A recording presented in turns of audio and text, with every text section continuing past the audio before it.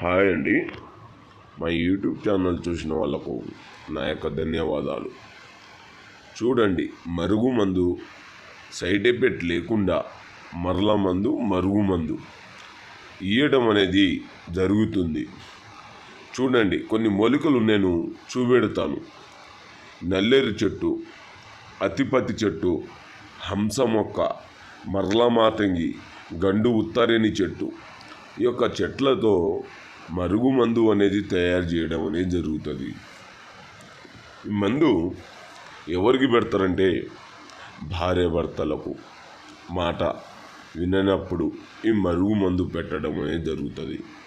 ఈ అత్తకోడల సమస్యలు వస్తూ ఉంటాయి, పోతూ ఉంటాయి. ఇంకోటి, ప్రేమికులు కొన్ని రోజు కలిసిమెలిసి తిరిగిన తర్వాత ఈడిపోయి బాధపడిన వాళ్లకు ఈ మరుగుమందు అనేది పెట్టవచ్చు.